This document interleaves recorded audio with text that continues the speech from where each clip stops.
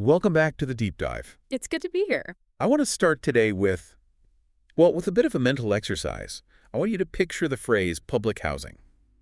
Okay. Just, close your eyes for a second. Unless you're driving, please don't close your eyes if you're driving. Yeah. And just get an image in your head. What do you see? Mm-hmm. Now, depending on where you're sitting right now listening to this, that image is going to be, well, radically different. If you're in Chicago or maybe parts of Paris or London, you might be picturing a crumbling concrete high-rise. Yeah, I'm thinking broken windows, maybe some graffiti, a place that feels pretty isolated. Exactly. A place of last resort. Right. A place you go when you have absolutely no other options. The bottom of the barrel. But what if you're listening to this in Singapore? Mm. Or maybe Vienna? Oh, that's a totally different picture. Your mental image is completely different. You might be picturing, I don't know, a manicured garden, a high-speed elevator, and honestly, you might be thinking about your asset portfolio. And that's the paradox we're really digging into today. In Singapore, something like 90% of the resident population lives in homes built by the government. 90%. It's not a safety net for the destitute. It's the absolute norm. From taxi drivers to, CEOs, that is just how people live. It's such a staggering contrast. How can one two-word phrase, public housing, mean urban decay in one place and middle-class stability in another? That is the big question. And to answer it, we have to look at how humanity has tried to solve one of the most basic biological needs we have: shelter. Right. But we aren't just talking about bricks and mortar today. We're looking at something much deeper. We're looking at social engineering. Social engineering, that sounds a little ominous. It can be. But Yeah. think about it. When a government decides where to build, what to build, and who gets to live there, they are literally engineering society. They're deciding how people interact, how families are structured. Even how citizens see themselves. Exactly. Are they isolated individuals competing in a market, or are they part of a collective? The design of their homes tells them the answer. So our mission today is to trace this whole experiment. We're going to go from the absolute squalor of the Industrial Revolution through the garden cities of England, the superblocks of the Soviet Union, all the way to the modern voucher systems that we see in the U.S. today. It's a global tour of how we house ourselves and, more importantly, why it works in some places and seems to fail so spectacularly in others. Okay, before we fire up the time machine, though, we probably need to lay some ground rules. We need a definition. When we say public housing, or you hear social housing, what are we actually talking about? Because the terminology gets messy. It does. At its absolute core, though, we're talking about housing that is not purely driven by the free market price tag. It's subsidized, it's affordable, and it's usually owned and managed by the government, either, local or central, or by nonprofits. So the landlord is basically the state, or a proxy for the state. Usually, yeah. But the key differentiator, the thing that really separates it from just, say, renting a normal apartment, is this concept of rationing. Rationing. Okay, break that down for me. Well, think about the private market. How is housing rationed there? It's rationed by your bank account. If you have the cash, you get the keys. If you don't, you don't. Simple. Precisely. Allocation by ability to pay. In public housing, that logic is flipped on its head. Allocation is usually based on administrative measures of need. So things like means testing. Means testing, how much you earn, how big your family is, are you vulnerable, are you elderly? It's an attempt to treat housing as a utility or a right, rather than just another luxury good. And just to give people a sense of scale here, because I was honestly surprised by this data in our research stack. You look at the OECD, basically the club of wealthy nations, and social housing averages about 7% of the total housing stock. That's the average, but the average, as always, kind of hides the real story. The range is just wild. So give us the extremes. On the low end, you have a country like Colombia, where it's under 1%. So statistically negligible. It barely exists. But on the high end, the Netherlands. I've heard this stat. It's huge, isn't it? It's about 34%. 1 in every 3 homes in the Netherlands is social housing. Wow. So when we talk about this, we aren't talking about some fringe issue. In many major cities, this infrastructure is the backbone of urban life. If you take it away, the city stops functioning because the people who run the city, the nurses, the teachers, the bus drivers, they have nowhere to live. Okay, so we know what it is. We know it varies wildly. Now I want to know where it came from. Because I'm assuming, well, actually I shouldn't assume.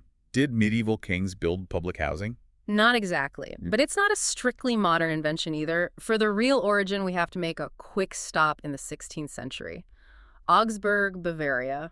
The Fuggerei. The Fuggerei. It is the world's oldest social housing complex that is still in use today. It was founded in 1521 by a man named Jacob Fugger the Rich. Jacob the Rich. Yeah. Very subtle nickname.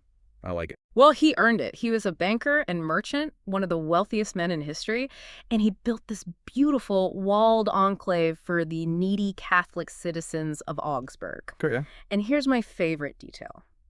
The rent.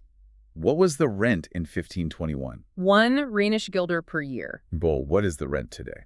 It's still the equivalent of 1 Rhenish guilder, which is about 0.88 euros. Wait, under $1 a year? Under $1 a year. Get out. People live there for less than $1 a year. They do, but, and this is a big but, there's a catch. It wasn't just about money. It was about moral standing. Ah. You had to be Catholic. You had to be an honorable citizen who had fallen on hard times. And this is actually part of the lease. You have to pray 3 times a day for the soul of the founder, Jacob Fugger.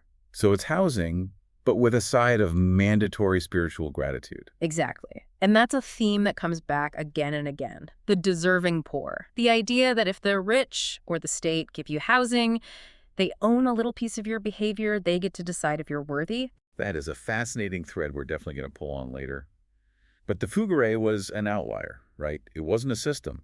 It was one rich guy's project. No, it was philanthropy. The story of modern public housing, the kind that changes nations, really begins with the villain of so many of our deep dives. The Industrial Revolution. The great disruptor. It's just so hard for us to really grasp the speed of urbanization back then in the 19th century. You had millions of people pouring from the countryside into cities like London, Manchester, New York, and there was literally nowhere to put them. And the free market response to that explosion of humanity was, well, it was a catastrophe. It was the slum. I was reading the source material you sent over, specifically from Henry Mayhew. He was a journalist in London in the 1840s and 50s. And his description of Bethnal Green, honestly, it makes you want to take a shower just reading it. It is visceral stuff. He talks about roads that weren't roads. They were just unmade alleys of mud, houses built with no foundations, just piles of bricks on the damp earth. And then there's this phrase that just stuck with me. Lakes of putrefying night soil. Putrefying night soil. Which is a very polite Victorian way of saying. Human waste, just sitting there in the street because there were no sewers. And it wasn't just the waste. He describes the smell of boiling tripe, melting tallow from the candle makers, the stench from slaughterhouses. It was a complete sensory assault. And that's the crucial point to understand. It wasn't just that it was ugly. It wasn't just that rich people in the West End didn't like the smell wafting over. It was a biological time bomb. The disease rates were just off the chart. Cholera, typhoid, tuberculosis. In the old nickel slum in London, which was notorious, the infant mortality rate was horrific. 1 in 4 children died before their first birthday. 1 in 4. Just try to imagine that. Every 4th crib is empty. That reality, that sheer scale of death, it forced a shift in thinking. The Victorians were obsessed with laissez-faire, leave the market alone. But they eventually realized that the market was literally killing the workforce. So initially, did the government step in? Not immediately. First, you had the philanthropists again. The model dwellings companies. George Peabody is a famous one. Wealthy people who thought they could build decent housing and still make a tidy 5% profit. 5% philanthropy. Right. And you had factory owners building villages for their workers. Port Sunlight is a famous example, built in 1888 by the Lever brothers, the soap kings. That makes a kind of cold, logical sense. If your workers are dying of cholera, they can't make soap. Exactly. It was enlightened self-interest. But they all realized charity and corporate villages weren't enough to scale. The problem was just too massive. So the government finally says, fine, we'll do something. Slowly. Tentatively. In England, you had the Housing of the Working Classes Act of 1885. That was the legal turning point where the state officially said, we have an interest in this. And then in 1890, the London County Council started the Boundary Estate. Which replaced that old nickel slum we were just talking about. Right. They cleared the slum, they razed it to the ground and built the world's first large-scale social housing project. It was beautiful, actually, arts and crafts style, high quality, red brick. But here's the thing that I found so interesting in the timeline. We see these little experiments in the late 1800s, but the real accelerator, the thing that took public housing from a local experiment to a national mandate, was war. World War I changed everything. Explain that connection for me, because usually war destroys housing. How did it build it? It all comes down to manpower. When Britain tried to conscript soldiers for World War I, they started processing these young men from the cities, and the generals were just shocked Shocked by what? by the physical state of the recruits. They found that 41% of the conscripts were unfit to serve, 41%. almost half the male population. They had rickets, they were stunted from malnutrition, they had respiratory issues from breathing coal smoke in damp basements their whole lives. The slums had physically degraded the population to the point where they literally couldn't fight a war. That's incredible. So it wasn't benevolence. It wasn't, oh, these queer people need nice homes. It was, we need soldiers who can carry a rifle without collapsing. National security is a powerful motivator. So in 1919, right after the war, you get the Homes Fit for Heroes campaign. The Prime Minister, David Lloyd George, promised housing for the returning veterans, and the Housing Act of 1919 compelled local councils to provide that housing. It wasn't charity anymore. It was about rebuilding the biological strength of the nation. It's amazing how often social welfare is actually just national defense in disguise. It happens more than you think. The interstate highway system in the U.S. was also justified by national defense moving troops and equipment.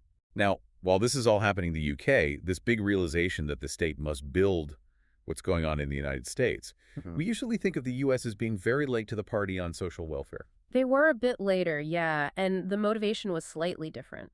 The first U.S. public housing project was Techwood Homes in Atlanta, which was dedicated in 1935. 1935, so we are deep in the Great Depression. We are. And FDR is trying to jumpstart the economy. So in the U.S., public housing started largely as a jobs program. It was about putting construction workers back to work. And here's a distinction we need to make really early on, because it's going to matter a huge amount later in the story. When we think of projects in the U.S. today, we have a very specific demographic and economic picture in our minds. We do. We think of concentrated poverty. But in 1935, at Techwood Homes, In the 1930s, early U.S. public housing was often for the working poor and even the middle class. It was for families who had jobs but were temporarily down on their luck because of the Depression. and we should be honest about the other demographic reality of 1935. It was segregated, explicitly. Techwood Homes was for white families only. There were other projects built for black families, but they were separate and often unequal in funding and quality. The key point, though, is that in the beginning, public housing in the U.S. wasn't seen as a warehouse for the destitute. It was seen as a stepping stone, a temporary boost to get you back on your feet. Okay, so we have the origins, we have the why, getting rid of the night soil, stopping cholera, building healthy soldiers, and jumpstarting the economy. Right. The need is established. So now let's talk about the how. Because once governments decided to build, they had to decide what to build. And this takes us into the world of architecture. And not just architecture, but ideology. This is where it gets really fun. Because the architects of the 1920s and 30s, the modernists, they didn't just want to build apartments. They wanted to build a new kind of human being. A new human being. Absolutely. They believed in architectural determinism. The idea that if you change the space a person lives in, you change their behavior, you change their soul. Okay, so let's look at that interwar period. Weimar Germany, 1925 to 1930. The Bauhaus movement is in full swing. What was the vibe there? The reaction was against the slum. The slum was dark, chaotic, dirty, and irrational. So the modernists said, we will build the opposite. Which means? Light, air, and sun. Licht, Luft, und Sonne. That was the mantra. They built these beautiful, low-rise developments, often in suburban settings. Everything was about hygiene and efficiency. Clean lines, white walls. And this gives us one of the most famous examples of social engineering inside the home, the Frankfurt kitchen. Yes, designed by Margaret Schitterle-Hotzky, a true pioneer. We have a diagram of this in the notes. It looks like a modern galley kitchen. It does, and that's because she basically invented it. Before this, kitchens were big, messy rooms where people ate, cooked, and washed. She applied Taylorism to the kitchen. Tailors, and that's the scientific management stuff, right? Like timing how long it takes a factory worker to screw on a bolt. Exactly the same thing. She treated the housewife like a factory worker. She analyzed every movement. How many steps from the stove to the sink? How far do you have to reach for the flour? She designed a kitchen that minimized movement to reduce fatigue. So it wasn't just, here's a room to cook in. It was, here is a machine for living. That was the phrase, a machine for living. The goal was to liberate women from household drudgery through efficient design. It sounds incredibly modern when you think about it. It does. But there was another, maybe darker side to this modernization. The concrete, the towers. Ah, yes. The tower in the park. This is the image that I think most of us have, and it comes from one man, largely, Le Corbusier. Le Corbusier, the Swiss-French architect who loved concrete more than perhaps anyone else in history. What was his philosophy? Why the towers? He hated the messy, narrow streets of old cities. He called them donkey paths.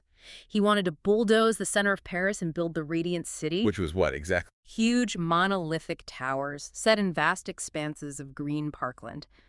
Everything separated. A zone for living, a zone for working, a zone for shopping, all connected by massive highways. It sounds nice on paper. Big towers, lots of trees. It seduced city planners all over the world, especially after World War II, when Europe was in ruins and they needed to house millions of people instantly. The towers seemed like the most logical answer. You could stack people up, use prefabricated concrete panels, and build incredibly fast. This brings us to the Soviet Union, the Khrushchevka. The Khrushchevka, yes. If you've ever seen photos of Moscow or East Berlin or Warsaw, you have seen these. Miles and miles of 5-story, gray, concrete boxes. Why 5 stories? Was that an aesthetic choice? No. Nothing in the Soviet Union was an aesthetic choice. It was pure economics. 5 stories was the maximum height you could build without legally requiring an elevator. And elevators are expensive. And they break down. And they need maintenance. So 5 stories it was. The goal was quantity over quality. Nikita Khrushchev, the Soviet premier, wanted to end the housing shortage. He famously told the architects, "We don't need beautiful curves, we need square meters." Brutally practical. But it went further than just efficiency. It was also about destroying the old way of life. In Romania, under the dictator Nicolae Ceausescu, you had a policy called systematization. That is a terrifying name for a housing policy. It was as aggressive as it sounds. They looked at the traditional Romanian villages, little cottages, erratic streets, gardens, and they said, this is backward, this is peasant life. So they bulldozed entire villages and forced the people into these new standardized concrete blocks. So you're taking a farmer who is used to having a garden and chickens and a community, and you're shoving him into a concrete box on the 4th floor. Exactly. The idea was to create the new socialist man, a man who lived in a collective urban environment, who relied on the state, not on his own plot of land or his village. That is the ultimate social engineering, using architecture to erase history and culture. And it worked, in a way. By 2012, communist-era flats still accounted for something like 37% of total housing in Romania. That legacy is physically built into the landscape. So on one side, you have the Soviet concrete blocks. But let's contrast that with the UK again, because before they went all in on towers in the 60s, they had a very different idea: the Garden City. Ebenezer Howard. He was a visionary. He looked at the city and saw overcrowding and slums. He looked at the countryside and saw a lack of opportunity. He said, let's combine the best of both. Town country. Yes. He drew these famous diagrams of the 3 magnets. The idea was to build these cottage estates, places like Totterdown Fields in London. Which just sounds lovely. Totterdown Fields. It was meant to be. These were low density. Everyone got their own front door. Everyone got a little garden to grow vegetables. That seems to be the fundamental split in public housing philosophy, doesn't it? Do you stack people up to save space and money, or do you spread them out to give them a homely feel? And that split usually comes down to land value and cultural ideals. Look at New Zealand, for example. New Zealand has public housing. They have a very proud history of it. From 1937 to the 1950s, their state housing was almost entirely detached, single-family cottages. That's pretty unique. Usually when you say public housing, you think apartments. Not there, not then. The cultural ideal in New Zealand was the quarter-acre dream. Every man deserves his castle and a bit of lawn. So the state tried to provide that. They built really high-quality bungalows. In fact, they were often better built and had more modern amenities than the private houses of the time. Okay, so we've got the history, we've got the architectural philosophies, from the machine for living to the quarter-acre dream. Now, I want to take this global tour because, as we said in the intro, the outcomes of these experiments have just been wildly different. We're going to see some distinct models emerge, what you could call the universal model, the crisis model, and the safety net model. And I want to start with the gold standard that everyone talks about, the one that urban planners drool over. Singapore. Singapore is the case study that just breaks all the Western stereotypes of public housing. We mentioned that 90% home ownership rate earlier, but I want to dig into that. How does that even work? If it's public housing, how do you own it? It's managed by the Housing and Development Board, or HDB. They build the flats, And we're talking high-density, high-rise towers, very modern, very clean. But instead of renting them out for life, they sell them to citizens on 99-year leases. So you buy a 99-year lease from the government? Yes. And because the government controls the land and the construction, they can subsidize the initial sale price heavily for first-time buyers. It acts as an asset. You can live in it. You can sell it on the open market after a certain period. You make a profit. And make a profit. Or you can downgrade to a smaller flat when you retire and cash out the difference for your pension. So the public housing system is actually a wealth generation engine for the population. Exactly. It forces savings. Every month, a portion of your salary goes into a central provident fund, a sort of national savings account, and you use that to pay your mortgage. But here's the key question for me. Is it just for the poor? No. And that is the secret sauce. Public housing in Singapore ranges from small studio units all the way up to what they call executive condominiums. Executive condominiums. That sounds fancy. They are. They have swimming pools, gyms, tennis courts, all the amenities you'd find in private luxury developments. Because the system is universal or near universal, there is absolutely no stigma. Right. Living in an HDB flat doesn't mean you failed. It means you live in Singapore. That's the aha moment for me. If everyone lives in public housing, then public housing just becomes housing, the adjective disappears. It destigmatizes the safety net by making the safety net the entire floor. And it allows for some pretty direct social integration. The government actually has quotas, the ethnic integration policy. They ensure that different ethnic groups, Chinese, Malay, Indian, are mixed within the blocks to prevent ethnic enclaves from forming. That is social engineering in its most direct form. You will live together. And largely, it has worked to create social cohesion in a very diverse nation. Okay, now let's hop over to Hong Kong. Also high density, also a huge public housing sector. Yes, nearly half the population in Hong Kong lives in public housing, either rental or through various ownership schemes. But the origin story here is very specific. It wasn't a planned top-down vision like Singapore. It was a disaster. The fire. The Shek Kip Mei fire of 1953. What happened there? Well, you have to imagine 1953 Hong Kong. You had this massive influx of refugees from mainland China after the Communist Revolution. They were living in squatter settlements, these incredibly dense shanty towns of wooden shacks built on the hillsides. Very dangerous. Litter boxes. Literally. On Christmas night, 1953, a fire swept through the Shek Kip Mei settlement and left 50,000 people homeless overnight. 50,000 in one night. That's a small city. Overnight, the British colonial government realized they couldn't just leave 50,000 people on the street. It was a crisis response. They had to act. So they built these massive resettlement estates, and they built them fast. What do these first buildings look like? They were incredibly basic. They were called the Mark I buildings. 7-story, H-shaped blocks. No elevators, no private bathrooms. You had communal latrines and washing areas down the hall. Families of 5 or 6 people lived in tiny cubicles, maybe 120 square feet. So it was just shelter, bare-bones survival. It was survival. But from that crisis, the program grew and evolved. Today, Hong Kong public housing is much more sophisticated, but it remains a crucial lifeline in one of the most expensive real estate markets on Earth. Without it, the city would completely collapse. So Singapore was a planned nation-building exercise, and Hong Kong was a crisis response that became permanent. In many ways, yes. Now, Yeah. we have to talk about the United States. KC, the safety net model. And the stigma model. Why is it so different? Why didn't we get HDBs in Chicago or New York? Why did public housing in the U.S. become so synonymous with failure? It comes down to a fundamental philosophical difference. In Singapore, housing is seen as infrastructure, like a road or a power grid. In the U.S., housing is seen as a commodity. And commodities are for selling, for profit. Exactly. And this is where the lobbying comes in.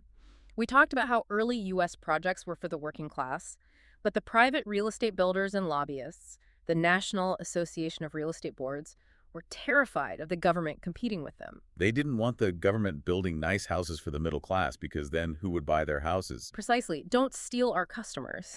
Yeah. So they lobbied Congress hard to ensure that public housing was legally restricted to the poorest of the poor. They wanted to make sure it was only a safety net, not a competitor. So they basically engineered the failure from the start. In a way, yes. And then there's the not in my backyard aspect. White communities, especially in the suburbs, systematically blocked public housing from being built in their neighborhoods. So public housing was forced into already low-income areas, often designated as slum clearance zones, which usually meant bulldozing existing black neighborhoods. So you concentrate the poorest people in the poorest areas, and then over time you cut off the funding for maintenance. Precisely. Right. And we can't ignore the racial component. As the white working class moved to the suburbs after World War II, aided by government-backed mortgages that were often explicitly denied to black families through redlining, the demographics of public housing shifted dramatically. It became predominantly inhabited by impoverished single-parent households and communities of color. And then the narrative kicks in. The projects. Right, the narrative of crime, drugs, and failure. And it became a self-fulfilling prophecy. Because when you concentrate poverty and remove opportunity, social problems explode, which then led to these punitive policy responses like the One Strike You're Out law in 1996. This is the Clinton-era law, part of the big crime bill. Yes. It enabled housing authorities to evict an entire family for criminal activity, even if you were just tried, not convicted, even if it was a family member or a guest who committed the crime, not the tenant themselves. Wait, work me through that. If I'm a grandmother living in public housing and my grandson comes to visit and gets caught with drugs outside the building, You can be evicted. The whole family can lose their apartment. that is incredibly harsh. It increased the policing and surveillance of these communities. It turned housing complexes into quasi-penal environments. You aren't really a resident, you're a suspect. And then came the demolitions, the Hope 6 program. Hope 6 is one of the most controversial chapters in this story. It started in 1993.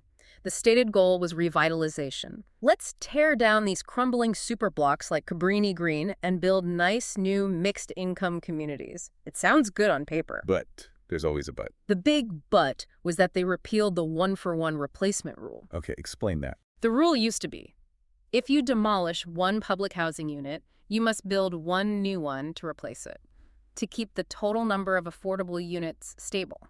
Hope 6 got rid of that. They argued that the old buildings were too dense, so they demolished high-density towers and built lower-density townhouses. Which means, just simple math, fewer units. Exactly. The result was that far more units were demolished than were built. This led to the mass displacement of residents. The people who lived in the towers often couldn't afford or didn't qualify for the new mixed-income units, so they were pushed out, often given vouchers, and sent into the private market to fend for themselves. It sounds like revitalization was just code for removal. For many critics, yes. It was about dispersing poverty and reclaiming a valuable inner-city land rather than actually solving the problem of housing for the poor. Okay, let's look for a bright spot before I get too depressed. Let's go to Finland. Because they seem to have a policy that is actually working. Finland is a fascinating counterexample. They adopted a housing-first policy. Housing first. What does that imply? In many countries, the model is what you'd call the staircase. To get public housing or shelter, you have to jump through all these hoops. You have to be sober, you have to be in a treatment program, you have to have a job, you have to earn the housing. Right. Fix yourself, then we'll give you a room. Finland flipped it completely. They said you can't fix yourself if you're sleeping under a bridge. It's impossible to treat addiction or mental health issues when you don't know where you're sleeping tonight.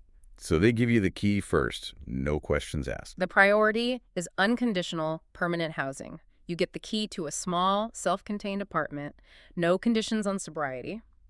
Then, once you are housed and stable, the support services, health, addiction treatment, job counseling come to you. And the results? Homelessness in Finland reduced by 35% between 2008 and 2019. It is one of the only countries in Europe where homelessness is significantly going down. And they've found it's actually cheaper. Cheaper. It costs less to provide someone with an apartment and support services than it does to pay for the repeated emergency room visits, police interventions, and jail stays that come with chronic homelessness. That is incredible. It just challenges that whole puritanical idea that you have to deserve help. It just says housing is a prerequisite for functioning. Correct. It treats housing as infrastructure for human life, not a reward for good behavior. I love that. Infrastructure for human life. Now, we've done the big global heavy hitters, but I want to zoom in on some regional textures because the devil is always in the details. Let's talk about South Africa. South Africa is such a unique case because they are dealing with the specific brutal legacy of apartheid. Where the National Party only built for whites. Correct. For 40 years, the state actively prevented non-white residents from having adequate housing. They were forced into townships on the edge of cities. So when the ANC took over in 1994, they had this massive structural backlog. But they also have a constitution that explicitly guarantees the right to housing, right? Right. They do. Section 26 of their constitution.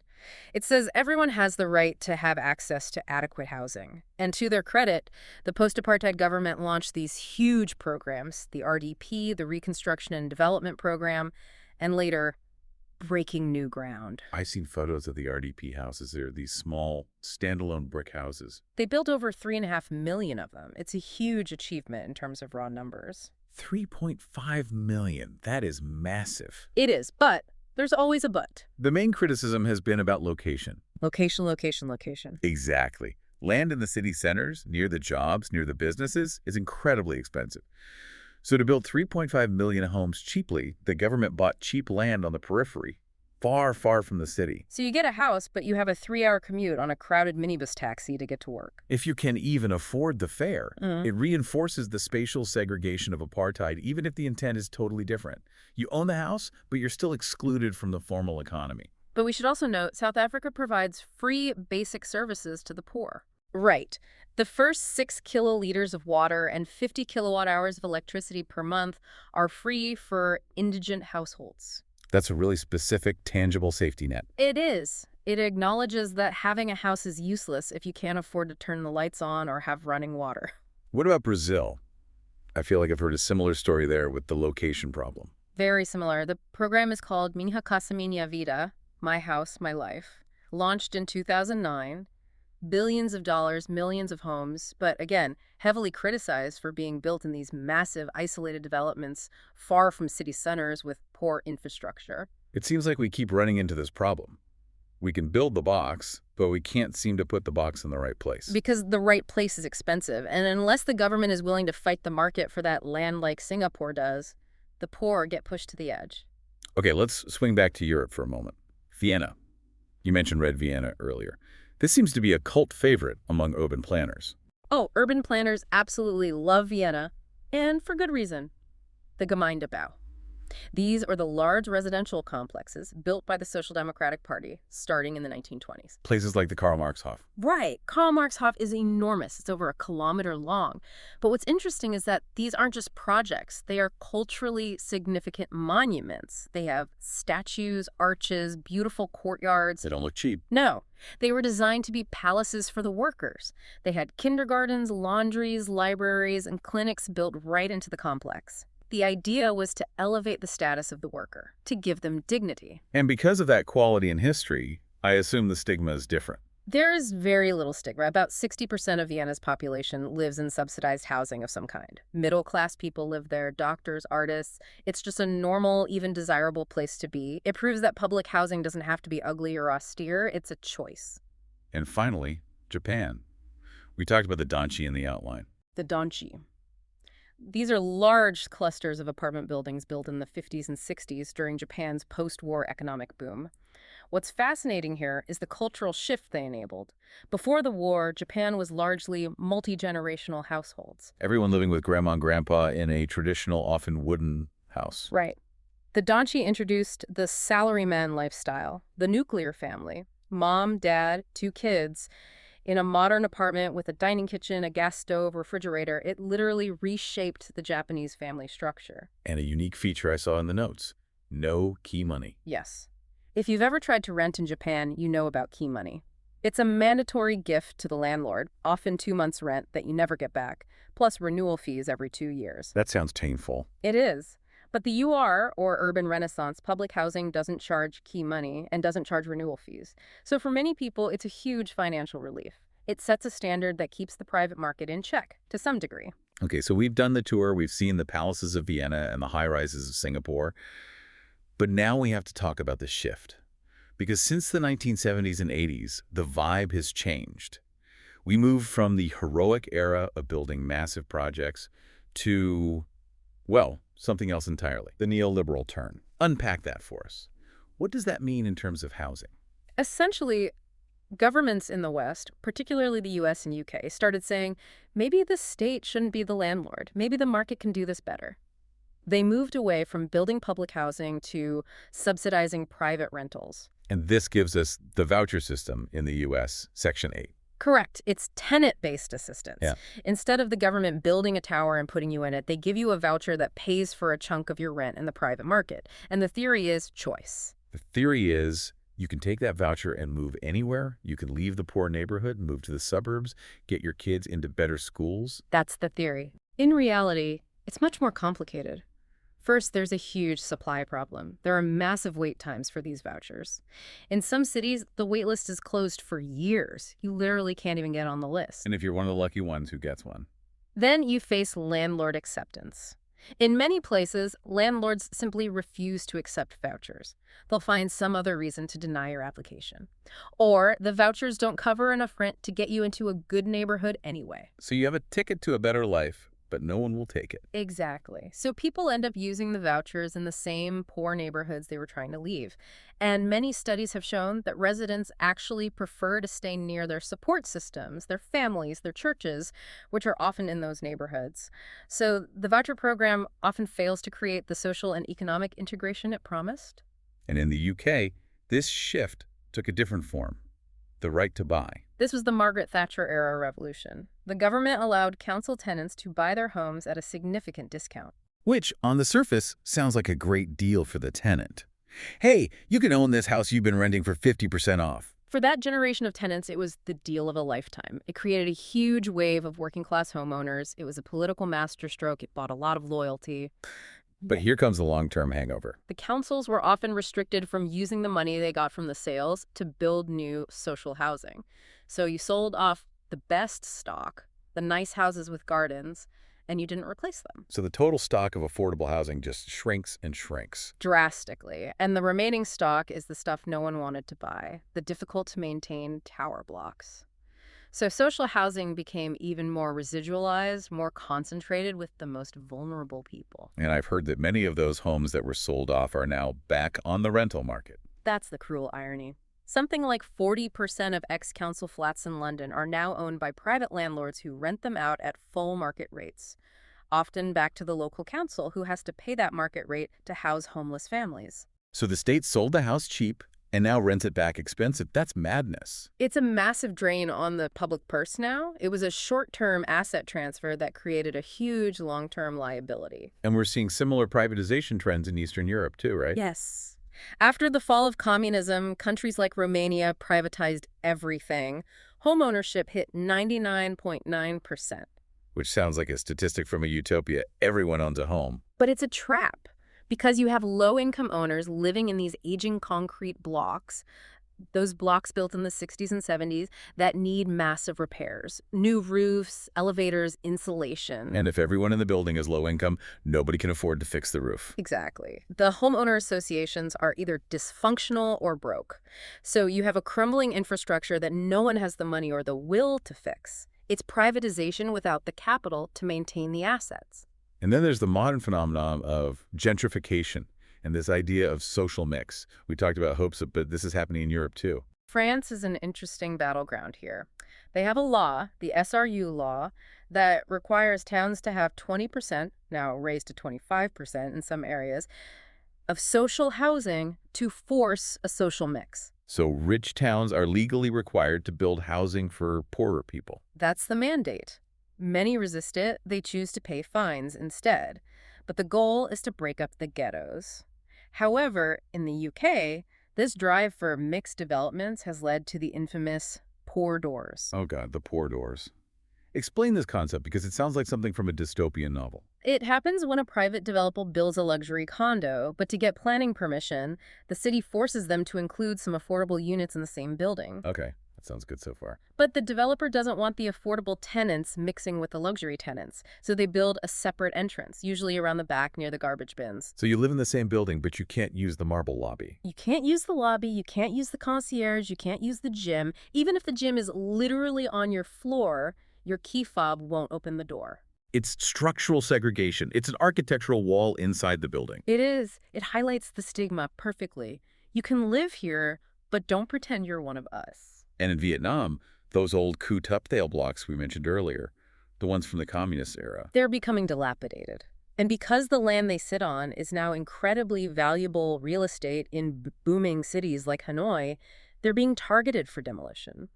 The low-income residents are pushed out to make way for high-income high-rises.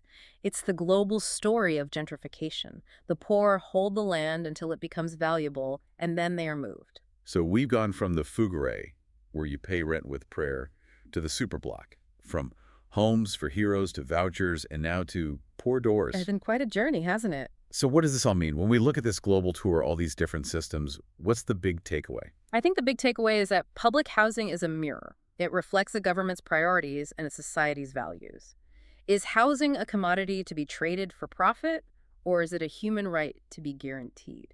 And if you answer right, you get the Singapore model or the Finland model. You get universality. And if you answer commodity, you get the safety net model. You get stigma. You get a system designed only for those who have failed in the market. And that stigma is just so hard to wash off. It is. And here's a final provocative thought for our listeners to chew on. Hit us? In many places, like Australia and the UK, we're seeing the public stock being sold off or transferred to nonprofits just to avoid the maintenance costs.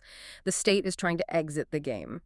But if the state steps out of the housing game entirely, what happens when the market fails the most vulnerable? We are moving toward a world where the future of public housing might be no housing at all, just a financial transaction.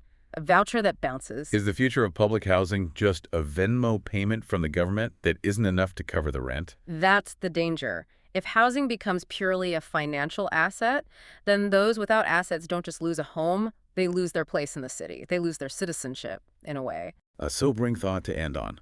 Housing isn't just walls and a roof. It's about who belongs. Precisely. Thanks for diving deep with us today. This is a big one. A foundational one. See you next time.